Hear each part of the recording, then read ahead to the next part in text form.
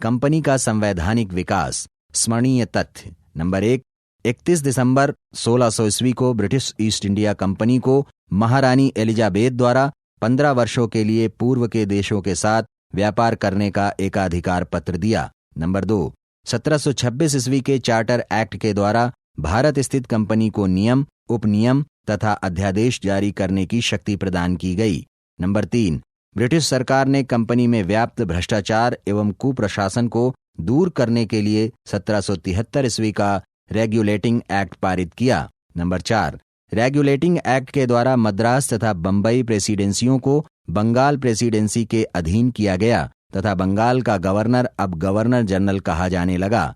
Number 5, British parliament ने company के ऊपर अपने प्रभाव को और मजबूत करने के उद्देश्य से 1784 ईस्वी में पिट्स इंडिया एक्ट पारित किया, जिसके तहत बोर्ड ऑफ कंट्रोल का गठन किया गया। नंबर 6, 1813 ईस्वी के चार्टर एक्ट के द्वारा कंपनी के भारतीय व्यापार के एकाधिकार को समाप्त कर दिया गया, यद्यपि चाय और चीन के साथ व्यापार पर एकाधिकार बना रहा। नंबर 7, 1833 ईस्वी के चार्टर अधिनियम के द्वारा भारतीय प्रशासन का केंद्रीयकरण किया गया।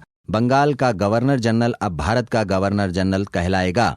नंबर 8, 1833 ईस्वी के अधिनियम के द्वारा कंपनी के चीन से व्यापार तथा चाय संबंधी व्यापार के एकाधिकार को भी समाप्त कर दिया गया।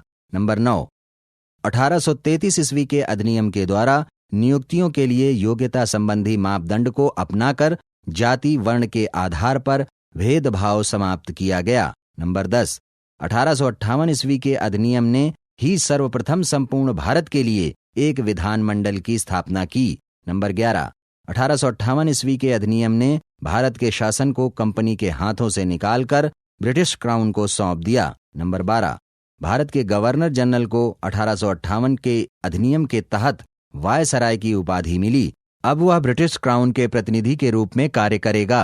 नंबर 13, 1861 ईस्वी के अधिनियम में गवर्नर जनरल को अध्यादेश जारी करने की अनुमति दी गई। नंबर 14, 1892 ईस्वी के अधिनियम का सबसे महत्वपूर्ण प्रावधान निर्वाचन पद्धति की शुरुआत करनी थी।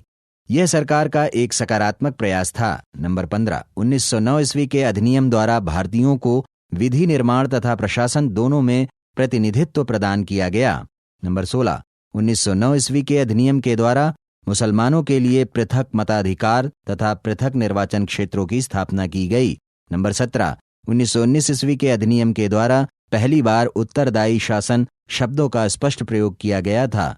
नंबर 18, 1919 ईस्वी के अधिनियम के द्वारा प्रांतों में द्वैध शासन प्रणाली लागू की गई। नंबर 19, द्वैध प्रशासन का जन्मदाता लायोनिस कर्टिस था। नंबर 20, 1935 ईस्वी का अधिनियम ब्रिटिश काल का सबसे बड़ा अधिनियम था। इसमें 14 भाग, 321 धाराएं तथा 10 अनुसूचियां थीं। नंबर 21, 1935 के अधिनियम द्वारा अखिल भारतीय संघ की स्थापना के लिए कहा गया। नंबर 22, 1935 के अधिनियम द्वारा केंद्रीय न्यायालय की स्थापना 1 अक्टूबर 1937 ईस्वी में की गई तथा केंद्रीय रिजर्व बैंक की स्थापना 1935 में की गई।